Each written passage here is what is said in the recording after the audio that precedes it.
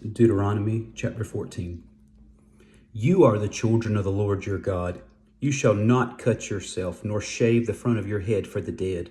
For you are a holy people to the Lord your God, and the Lord has chosen you to be a people for himself, a special treasure above all the peoples who are on the face of the earth. You shall not eat any detestable thing.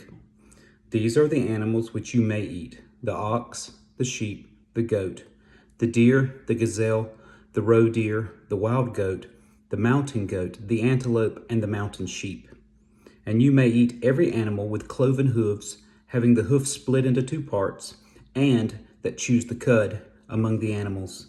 Nevertheless, of those that chew the cud or have cloven hooves, you shall not eat such as these: the camel, the hare, the rock hyrax, for they chew the cud, but do not have cloven hooves. They are unclean for you. Also the swine is unclean for you, because it has cloven hooves, yet does not chew the cud.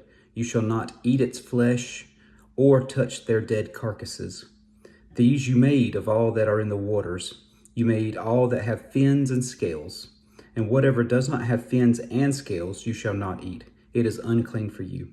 All clean birds you may eat, but these you shall not eat: the eagle, the vulture, the buzzard, the red kite, the falcon, and the kite after their kind, every raven after its kind, the ostrich, the short-eared owl, the seagull, and the hawk after their kind, the little owl, the screech owl, the white owl, the jackdaw, the carina vulture, the fisher owl, the stork, the heron after its kind, and the hoopoe, and the bat. Also every creeping thing that flies is unclean for you. They shall not be eaten. You may eat all clean birds. You shall not eat anything that dies of itself. You may give it to the alien who is within your gates, that he may eat it, or you may sell it to the foreigner. For you are a holy people to the Lord your God. You shall not boil a young goat in its mother's milk. You shall truly tithe all the increase of your grain that the field produces year by year. And you shall eat before the Lord your God in the place where he chooses to make his name abide: the tithe of your grain and your new wine and your oil, of the firstborn of your herds and your flocks, that you may learn to fear the Lord your God always. But if the journey is too long for you, so that you are not able to carry the tithe, or if the place where the Lord your God chooses to put his name is too far from you, when the Lord your God has blessed you, then you shall exchange it for money, take the money to you in your hand, and go to the place which the Lord your God chooses. And you shall spend that money for whatever your heart desires, for ox or sheep, for wine or similar drink, for whatever your heart desires. You shall eat there before the Lord your God, and you shall rejoice, you and your household.